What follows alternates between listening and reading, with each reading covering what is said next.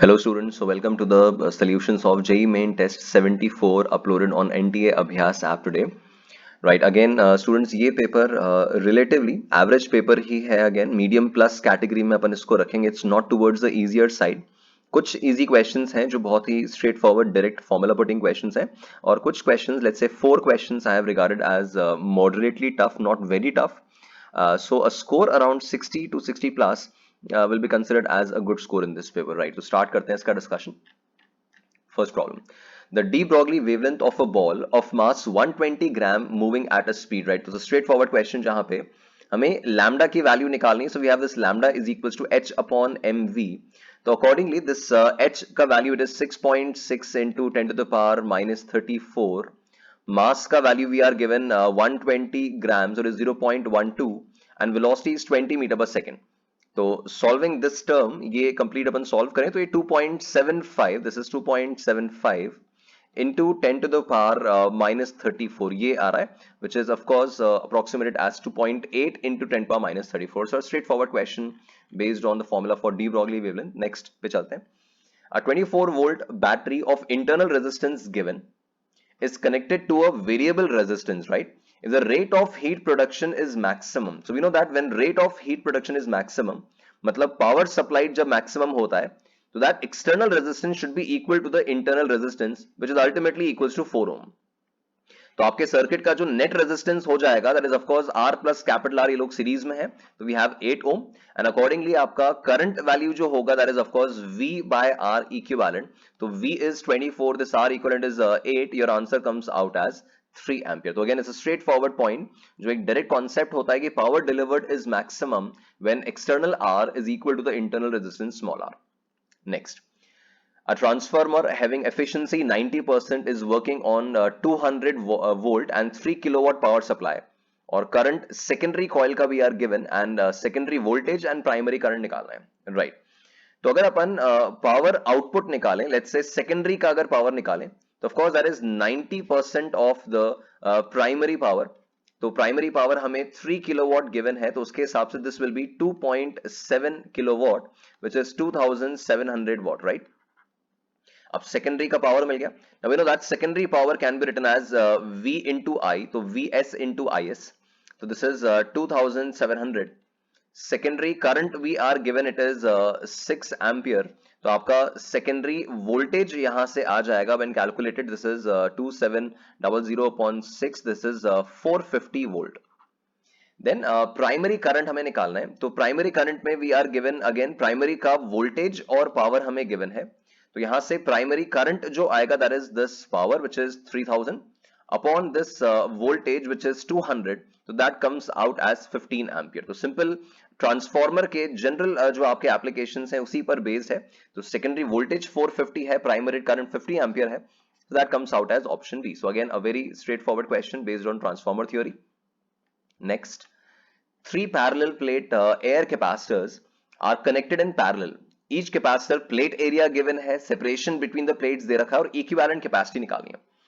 So we know that when they are in parallel, your C equivalent is given by C1 plus C2 plus C3.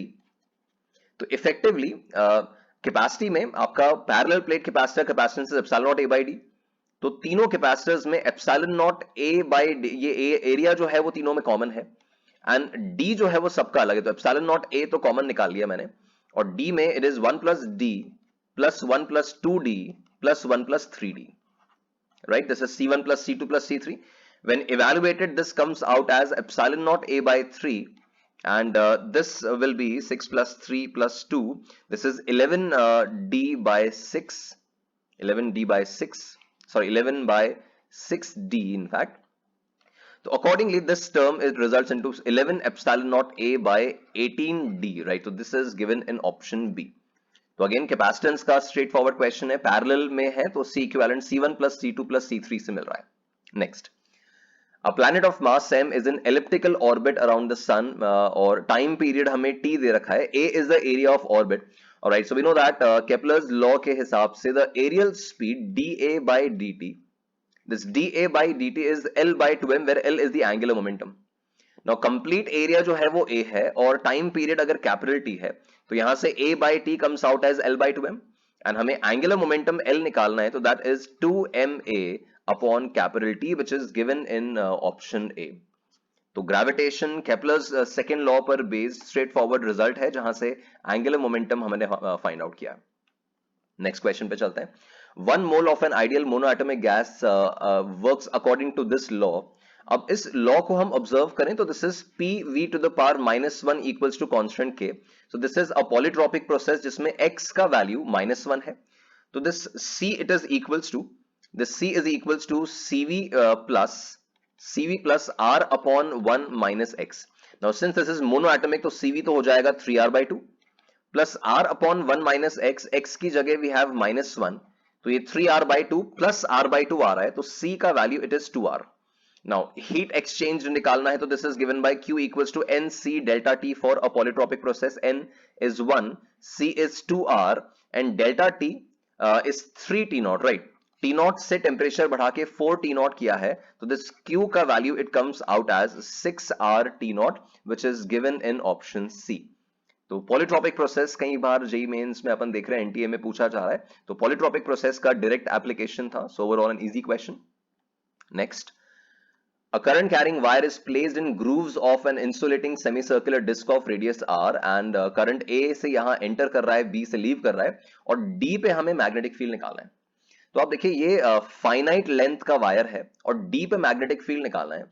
तो ऐसे case में if we join this point A to this point D, right, and we join this point B also to this point D, we can see that ये जो angle subtended है this is 90 degree angle inside a semicircle, और perpendicular distances देखें तो we can find this AD, ये जो AD length है this is ये diameter C से D जो है वो 2r है diameter, तो this will be 2r sin 30, तो 2r sin 30 it will be just r।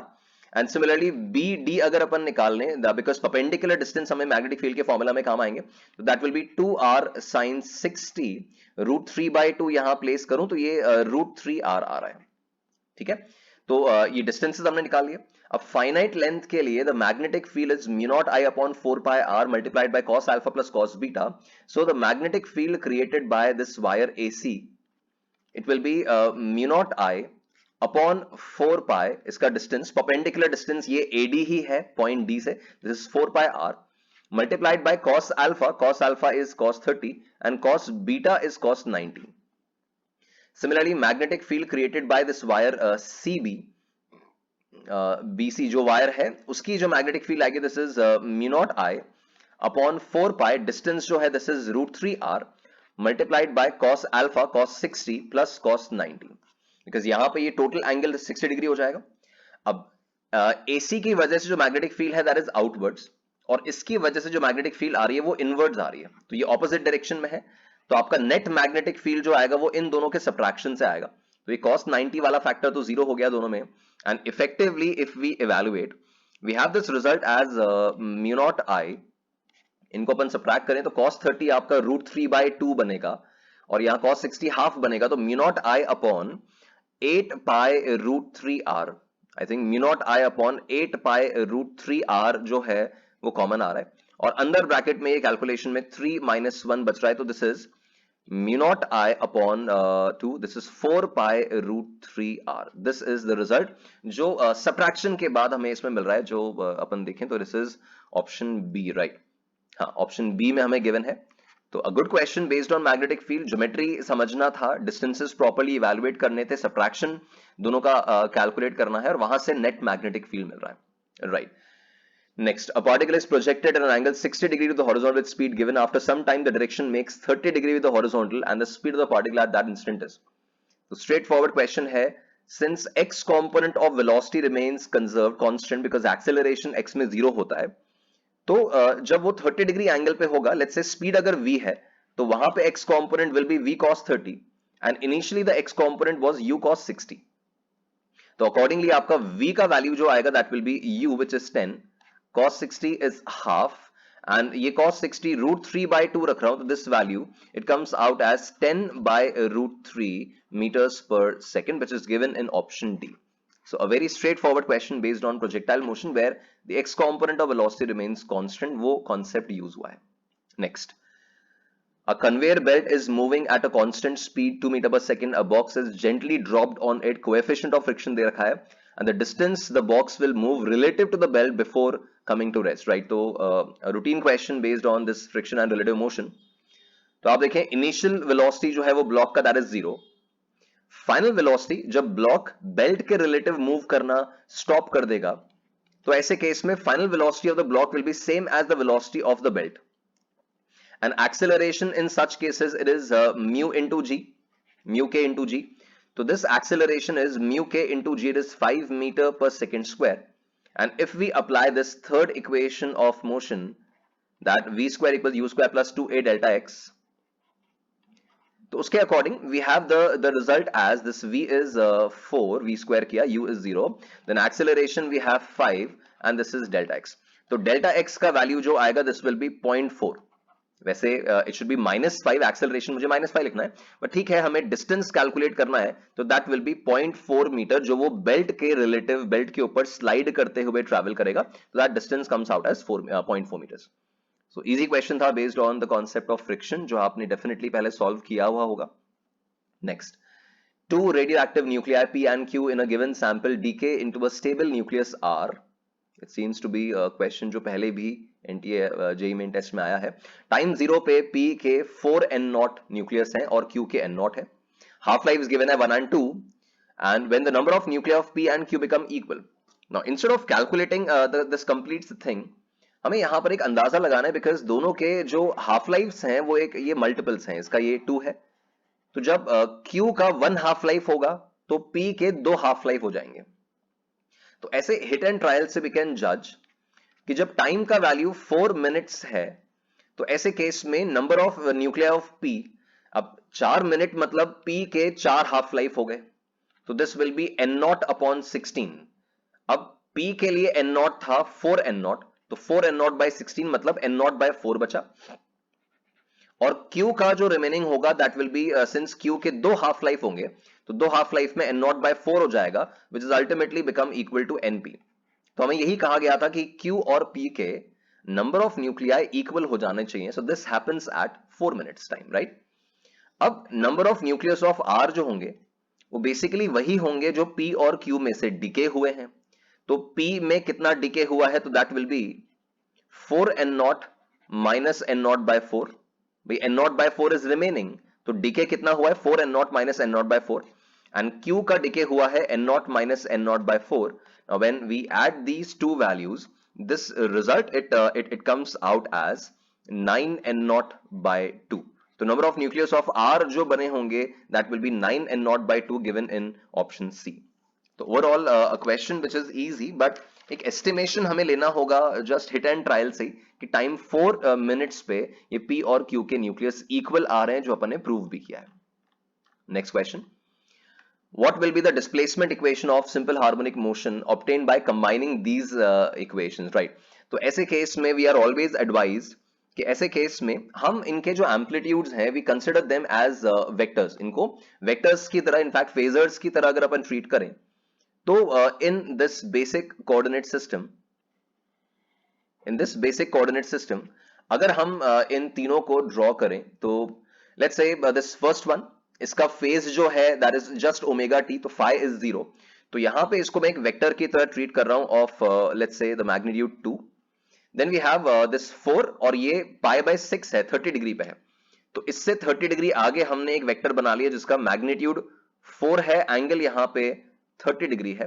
And then x3 इसका मैग्नीट्यूड 6 है, एम्पलीट्यूड इनफैक्ट, एंड ये फेज पाई बाय 3 है, 60 डिग्री है. तो इसका वेक्टर अपन ने यहां पे ड्रॉ किया जिसका मैग्नीट्यूड 6 है और एंगल 60 डिग्री है, मतलब इससे 30 डिग्री और आगे है. तो अब ऐसे हम इसको वेक्टर फॉर्म में अगर स्प्लिट करें तो सभी एम्पलीट्यूड्स के x कंपोनेंट्स अगर देखे जाएं तो इट इज 2, ये 2 ऑलरेडी x में ही है, प्लस 4 cos 30 प्लस 6 cos 60. 6 जो है वो x एक्सिस के साथ 60 डिग्री पे, तो सबके x कंपोनेंट्स निकाले. So when added it gives you 8.46 in standard units, जो भी इसके यूनिट्स हैं. एंड सिमिलरली जब हमने सबके y कंपोनेंट्स निकाले तो y कंपोनेंट्स में 2 का y कंपोनेंट 0 है. Then we have 4 sin 30 and we have 6 sin 60. इसको जब हम लोग ऐड कर रहे हैं तो ये ओवरऑल y कंपोनेंट जो आ रहा है दिस इज 7.2 यूनिट्स। तो अब आपका जब नेट रिजल्टेंट आएगा, this resultant is given bye 8.46 का स्क्वायर एंड ऑफ कोर्स 7.2 का स्क्वायर।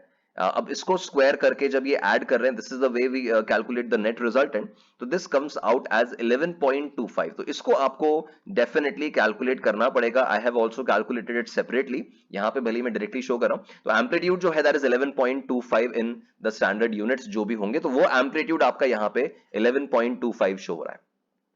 अब इसमें ऑफ कोर्स +5 और -5 में से देखें तो इन सब का रिजल्टेंट जो आएगा वो कहीं बीच में इधर कहीं आना चाहिए, मतलब एक्स एक्सिस के ऊपर की तरफ आना चाहिए। तो we will go for +5 because -5 will mean कि it is in the fourth quadrant which is not feasible. तो ये जस्ट रिजल्टेंट एम्पलीट्यूड निकालने का अपना क्वेश्चन था। तो again a good question here which involves demanding calculation also. Next पे चलते हैं। The compressibility of water, right, reciprocal of bulk modulus आपको दे रखा है। तो we know that bulk modulus जो है, this bulk modulus is equals to magnitude अगर देखें तो it is P upon delta V by V। तो हमें कंप्रेसिबिलिटी दे रखी है, तो मैं बल्क मॉडुलस को रेसिप्रोकल ऑफ कंप्रेसिबिलिटी लिख देता हूं। तो दिस इज 4 इंटू 10⁻⁵। P का value we are given 100। Delta V जो है decrease in volume of delta V हमें निकालना है and this is 100 centimetre cube. तो यहां से डेल्टा V अगर कैलकुलेट करेंगे तो this is 100 into 100 into 4 into 10⁻⁵। तो this comes out as 0.4 centimetre cube. तो यूनिट्स जो है वो एटीएम और सेंटीमीटर क्यूब में ही चल रहे थे, हमने उसी में कैलकुलेशन कर दिया। तो this 0.4 centimetre cube. Again just a formula based easy question. Next पे चलते हैं। Right, a ray of sunlight enters a spherical water droplet, n given है at an angle 53 degree measured with respect to the normal to the surface. It is reflected from the back surface and re-enters into the air, right? तो we have two refractions and one internal reflection, और angle between मतलब net deviation निकालना है between the incoming and outgoing ray, right? तो इसमें अगर ऐसा कुछ situation draw किया जाए, let's say we have this droplet। अब ये ड्रॉपलेट जो है अगर लेट्स से सामने से हॉरिजॉन्टली अपन यहां से भेज रहे हैं इसको, तो ये इधर से इसको सेंड किया है इन दिस वे। अब यहां पे अगर अपन सर्किल का इस ड्रॉपलेट का नॉर्मल बना लें, तो नॉर्मल जो होगा वो इस तरह से सेंटर तक ये नॉर्मल बना लिया। तो this angle we are given it is 53 degree, right. ये इंसिडेंट किया था यहां से, सिंस डेंसर मीडियम है तो टुवर्ड्स द नॉर्मल शिफ्ट होगा, तो ये टुवर्ड्स द नॉर्मल यहां से शिफ्ट हुआ। इसको अपन यहां पे ज्वाइन कर लें। फिर इसका इंटरनल रिफ्लेक्शन हुआ है तो रिफ्लेक्ट होके यहां पे जाएगी, ये रिफ्लेक्ट होके यहां पे आ गई। और फिर इस जगह अपन नॉर्मल क्रिएट करें, ये यहां का नॉर्मल मैंने बना लिया सेंटर से ज्वाइन करके। और जब इमर्ज करेगा तो लेट्स से इस तरह से इमर्ज करके ये रे यहां चलेगी। तो this is angle 53 in air. और यहां पे अगर मैं एंगल मान लो थीटा ले लेता हूं, तो सिंस ये सारे डॉटेड लाइंस रेडियस के बराबर हैं, सब आइसोसेलेस ट्रायंगल बनेंगे, तो ये एंगल भी थीटा होगा। Following the law of reflection ये भी थीटा होगा। Following the law of isosceles triangle ये एंगल भी थीटा होगा।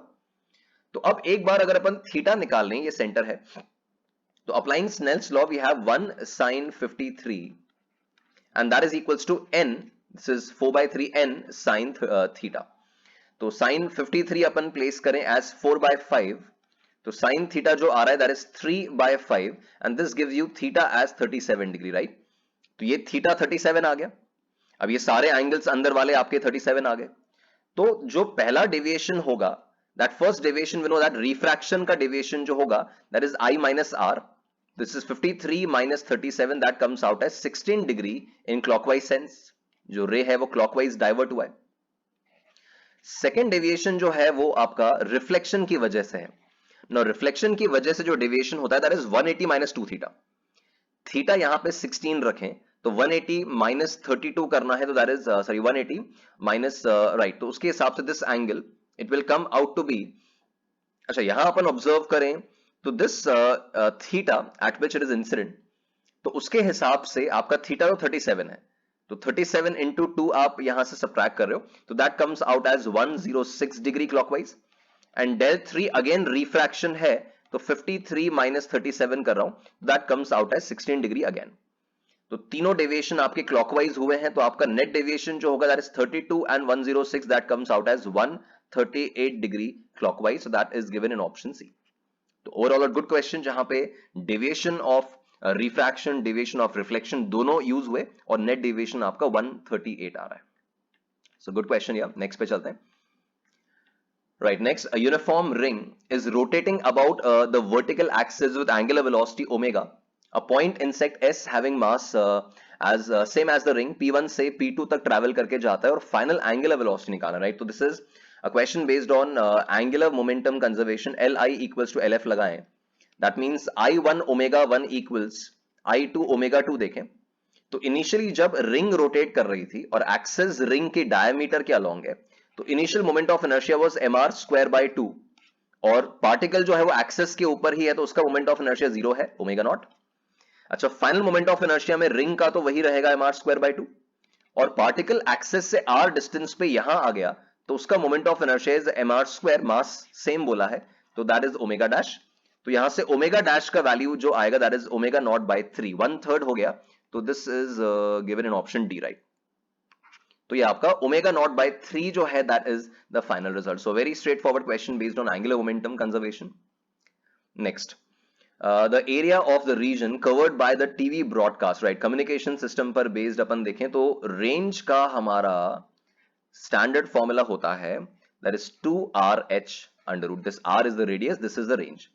अब यहां से R अगर हम निकाल लेंगे तो आपका एरिया जो कवर्ड आएगा यहां पे, अब ये पाई रेंज स्क्वायर से हमें कैलकुलेट करना होगा, ठीक है। इट्स नॉट, ये आर तो रेडियस ऑफ अर्थ है, इसका आर स्क्वायर नहीं कर रहे हो, but pi R square, pi range square is the area that can be covered, तो this is pi range square किया तो 2RH आ रहा है, this is pi, then this is 2, radius जो है we are given it is 6.4 into 10 to the power 6 and h we are given it is 100, तो यहां से this value comes out as 1.28 pi into 10 to the power 3 kilometre square, ठीक है। तो वो अपन सर्च करें तो it is given in option B. तो कम्युनिकेशन सिस्टम से डायरेक्ट क्वेश्चन था, फॉर्मूला पुटिंग क्वेश्चन था। नेक्स्ट पे चलते हैं। Right, next question. An iron rocket fragment initially at -100 degrees Celsius enters Earth atmosphere almost horizontally and quickly fuses completely in atmospheric friction. अब ये atmospheric frictions की वजह से अगर फ्यूज हुआ है, इसका मतलब इसका जो भी काइनेटिक एनर्जी था this half M V square, इसको एग्जॉस्ट कर लिया गया है in first increasing the temperature ms delta T, ताकि उसको मेल्टिंग पॉइंट तक ला सके, एंड देन उसका फ्यूजन, तो दैट इज MLF। तो जो भी हाफ एम वी स्क्वायर था वो एक तो टेम्परेचर बढ़ाने में गया और दूसरा उसको मेल्ट करने में गया, तो m कैंसिल्स आउट, यहां से v स्क्वायर की वैल्यू जो आ रही दिस इज 2, देन S की value we are given specific it is 0.11 kilocalorie है, तो यूनिट का ध्यान रखते हैं अभी। डेल्टा टी अब -100 से उठाकर उसको 1535 मेल्टिंग पॉइंट पे लाना है, तो change in temperature is 1635 plus latent heat of fusion is 3 kilo calorie. अच्छा, किलो कैलोरी को मुझे अब प्रॉपर स्टैंडर्ड यूनिट जूल में कन्वर्ट करना है, तो अप्रोक्सीमेटली 4200 से मल्टीप्लाई कर देता हूं, वैसे 4186 होना चाहिए था। तो यहां से फर्दर आगे बढ़ेंगे तो आपका v स्क्वायर का वैल्यू जो बनेगा, दिस v स्क्वायर का value comes out as 1.76 into 10 to the power 6, which when further evaluated gives you 1.32 kilometers per second, right? So this is 1.32 kilometers per second, so that is given in option B। तो again calculative था, ये तो मैंने calculation कर लिया था अलग से, तो v का value 1.32 kilometres per second, that is given in option B. तो अच्छा क्वेश्चन था, कैलकुलेशन भी है और डेफिनेटली कॉन्सेप्चुअल थिंकिंग भी इन्वॉल्व है। नेक्स्ट पे चलते हैं। राइट, सो नेक्स्ट क्वेश्चन में it says dimensional formula for entropy, right. ये तो बिल्कुल स्ट्रेट फॉरवर्ड क्वेश्चन है। वी नो दैट एंट्रोपी जो है it is delta Q by delta T या क्यू बाय टी के हिसाब से देखें तो एस का जो डायमेंशन होगा that is same as the dimension of Q by temperature. तो क्यू तो एनर्जी का हो गया, तो it is ml square T minus 2 and temperature के लिए we have k, so we have the dimension as ml square t minus 2 k minus 1, तो it is ml square t minus 2 k minus 1, this is given in option C। तो ये तो straightforward question है। Next पे चलते हैं। White light is used to illuminate two slits in YDSC, separation between slits given है at a point on the screen directly in front of one of the slits, certain wavelengths are missing, right। I can recall ये language से ये question again JEE main NTA paper में ही पहले पूछ चुके हैं। तो इस तरह का सिनेरियो है कि इस YDSE में यहां पर अगर अपन ने स्क्रीन रखा हुआ है और ये आपने सेंट्रल लाइन अपना बना लिया, तो वन ऑफ द स्लिट्स के सामने मतलब यहां से d/2 डिस्टेंस पे, ये d/2 डिस्टेंस पे सर्टेन वेवलेंथ्स आर मिसिंग, मतलब ऑब्वियसली डार्क फ्रिंज बन रहा होगा, डिस्ट्रक्टिव इंटरफेरेंस हो रहा होगा। तो डिस्ट्रक्टिव इंटरफेरेंस के लिए हमारा जनरल फॉर्मूला है 2n-1 लैम्डा d/2d, और वो y जो है वो हमें d/2 दे रखा है।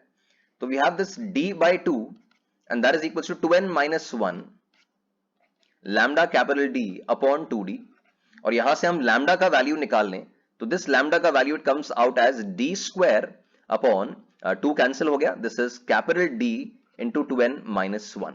तो ये अपन सर्च करें तो we have d square upon capital D into 2n-1 given option B. तो YDSE का ही स्ट्रेट फॉरवर्ड क्वेश्चन था, जस्ट स्लिट के सामने मतलब d/2 डिस्टेंस होना चाहिए और डार्क फ्रिंज होना चाहिए, बिकॉज डिस्ट्रक्टिव इंटरफेरेंस की बात हो रही है, वेवलेंथ मिसिंग की बात हो रही है। तो overall an easy question. Next पे चलते हैं। Now this question it involves a point जो आपको ध्यान रखना रहेगा। देखिए ऐसे केसेस में लाउड स्पीकर साउंड वगैरह केस में एक तो आप टर्म पढ़ते हैं साउंड लेवल, जो इंटेंसिटीज को कंपेयर करने के लिए होता है, और एक ये टर्म जो है दैट इज 32 टाइम्स लाउडर। अब ये लाउडर वाला जो पार्ट है इसका एक स्पेसिफिक एक्सप्रेशन जो आपको ध्यान रखना है, जो फॉर्मूला आपको ध्यान रखना है, दैट डेल्टा एल मतलब लाउडनेस का जो डिफरेंस है, that difference of loudness is given bye 10 log this 10 log I2 upon I1 to the base 2। तो अब यहां I2 by I1 जो है ये इनफैक्ट ये कितना टाइम्स लाउड है, in fact this should not be I2 by I1, that is basically this is 10 log this is L naught to the base 2, where L naught is the factor by which one sound is louder than the other। तो जो delta L difference of यहाँ पे intensity levels है, तो that difference of intensity level it is 10 log, this is 32 times loud, so this comes out as 10 log 2 to the power 5 to the base 2, this comes out as 50। तो ये जो intensity difference है ये 50 decibels का आ रहा है, और ये जो L नॉट है, ये L not is a factor by which one sound is louder than the other. तो ये एक स्टैंडर्ड फॉर्मूला है कि इंटेंसिटी डिफरेंस, और जैसे the difference in intensity between the two हमें कैलकुलेट करना था ना, इसको आप डेल्टा आई भी लिख सकते हैं या डेल्टा एल लिख सकते हैं, जो भी है, और उसके हिसाब से ये एल नॉट सब्सटीट्यूट करके आपका intensity different 50 decibel option C आ रहा है। तो ये एक पॉइंट है जो यहां से हमें ध्यान रखना है, जो स्टैंडर्ड थ्योरी में यूजुअली देखने नहीं मिलता है। Next Right, next may a spherical ball of mass m is kept at the highest point in the space between two fixed concentric spheres A and B. The smaller sphere A and B radius और ये सब दे रखा है। The ball has diameter very slightly less than small d. All the surfaces are frictionless, और इसको अपन right. तो अब इसमें अपन देखें तो जब बॉल यहां से ट्रैवल करके फाइनल पॉइंट पे आएगी तो मैकेनिकल एनर्जी कंजर्वेशन के हिसाब से we can write v square as root v square as 2gh, mechanical energy conservation लगाएं। तो ऐसे केस में जो h का वैल्यू आएगा, दैट h का value it comes out as some r dash, जिसमें r प्लस d/2 मिला होगा। आप देखो ये सिर्फ r नहीं ले सकते हैं, यहां पे d/2 का फैक्टर भी लेना है, r प्लस d/2। तो r प्लस d/2 को मैं कुछ r डैश मान लेता हूं, तो this mg r dash into 1 minus cos theta. तो this is a standard term. अब जब इस जगह पे आ जाएगा तो यहां से नॉर्मल रिएक्शन जो है वो इस तरफ लग रहा होगा, बिकॉज वो इनर स्फीयर के ऊपर डिपेंडेंट है यहाँ पे, और mg आपका ये डाउनवर्ड्स आ रहा है। तो उसके हिसाब से अपन इक्वेशन लिखें तो this equation it comes out as mg cos theta minus n, and that is equals to mv square upon r dash. ठीक है, इसमें अपन ये v स्क्वायर जो कैलकुलेट किया है सब्स्टिट्यूट कर दें, तो यहां से n की वैल्यू जो आएगी that will B this mg cos theta, this mg अच्छा यहां v स्क्वायर अपन सब्स्टिट्यूट करेंगे तो ये वैल्यू आ जाएगी mg cos theta minus m v square की वैल्यू अपन यहां सब्स्टिट्यूट करें तो this is 2gr dash into 1 minus cos theta upon r dash. ठीक है, यहां से कैलकुलेशन आगे बढ़ाएं तो this it comes out as 3mg cos theta minus 2mg, है ना। जब इसमें अपन ये सब्स्टिट्यूशन प्रॉपर कर लें तो यहां से n की वैल्यू जो बचेगी it will be 3mg cos theta minus 2mg। अब इसमें अपन फर्दर mg अगर कॉमन ले लें तो we have 3 cos theta minus 2। तो यहां से ये n की वैल्यू आ रही है, हमें नॉर्मल रिएक्शन ही निकालना था, exerted by the spheres on the ball in terms of theta। तो थीटा के टर्म्स में ये ऑप्शन ए में हमें ये टर्म गिवन है।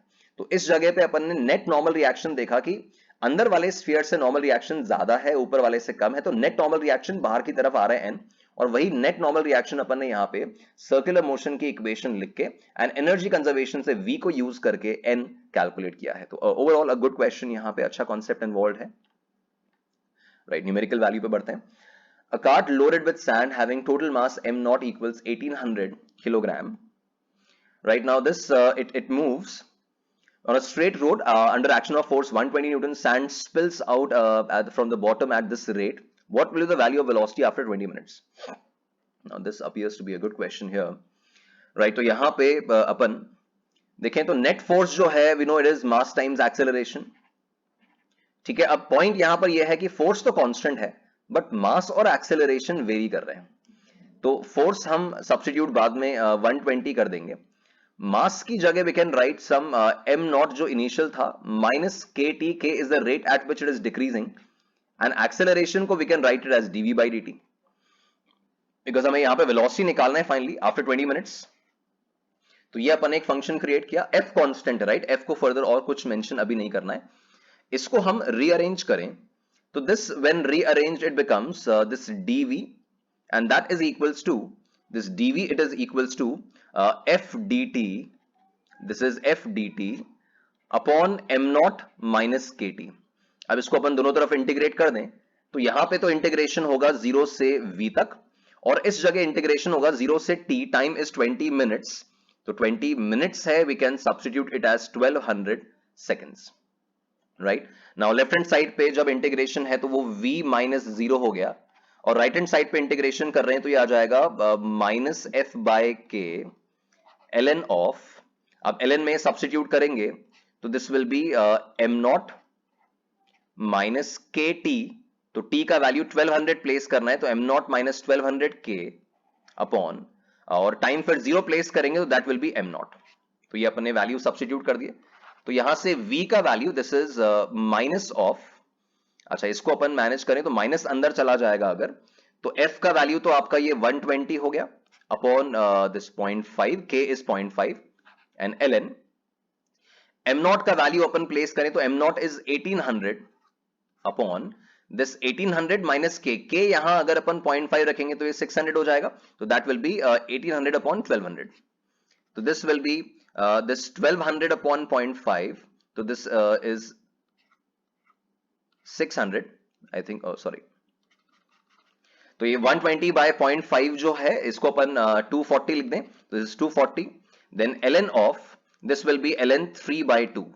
now when this is calculated ln 3 minus ln 2 पूरा कैलकुलेशन करें तो this v comes out as approximately 96 meters per second, though it does not match with the answer given by NTA, but I think this calculation is quite correct।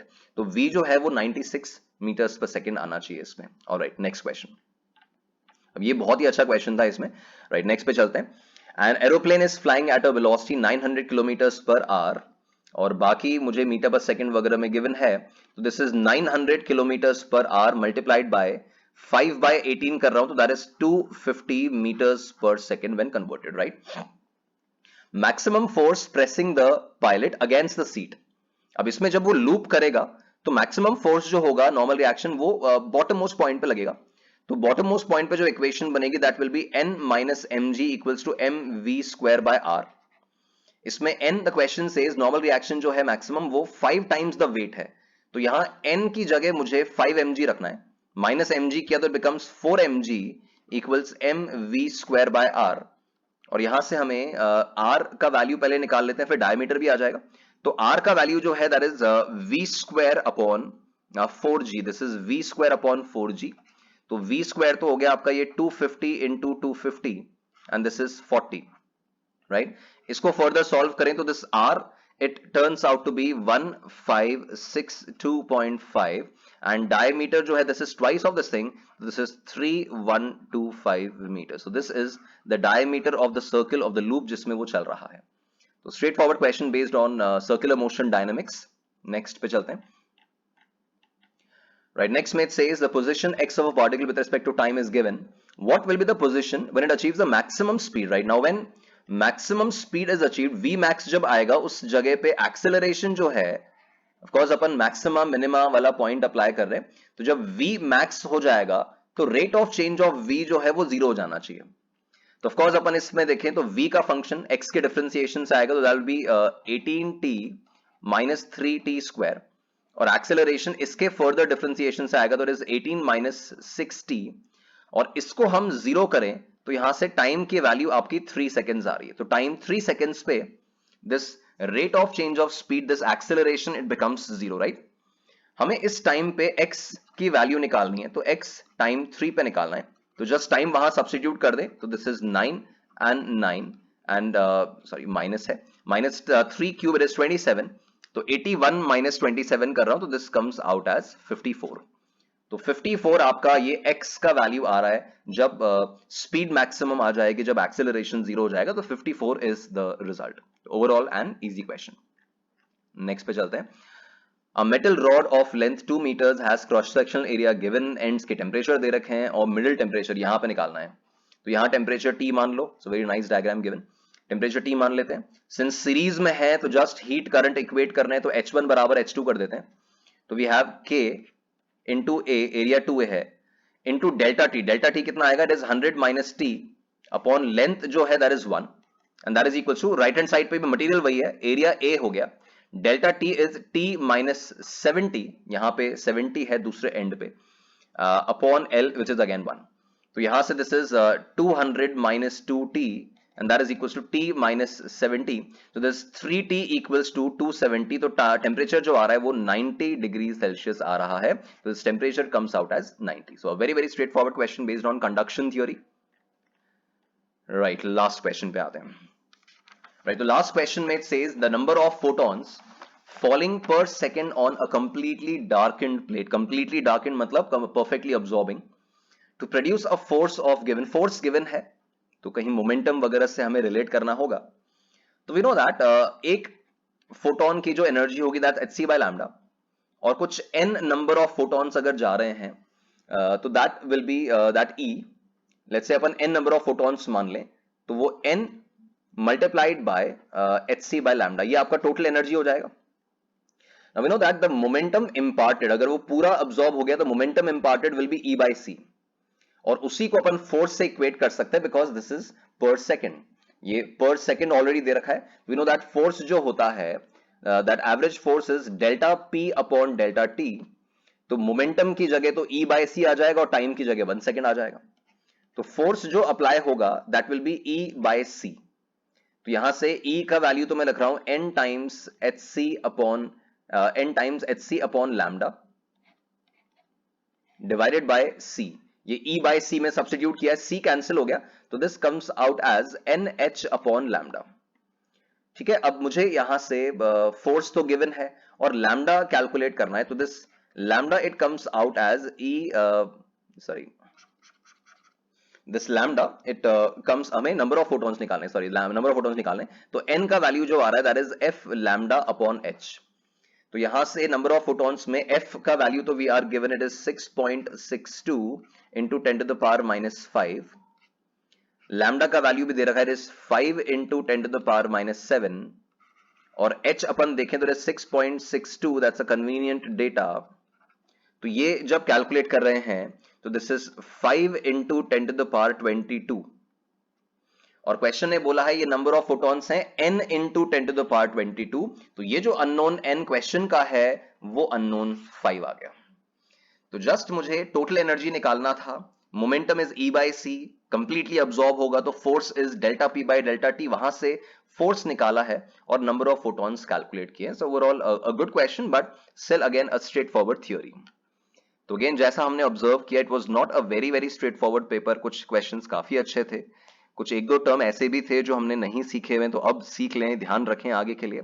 But a question which is a paper which is solvable, a score around 60 to 65 is achievable, right students? So you keep working hard, you stay motivated, and as I always say, you can and you will. Thank you.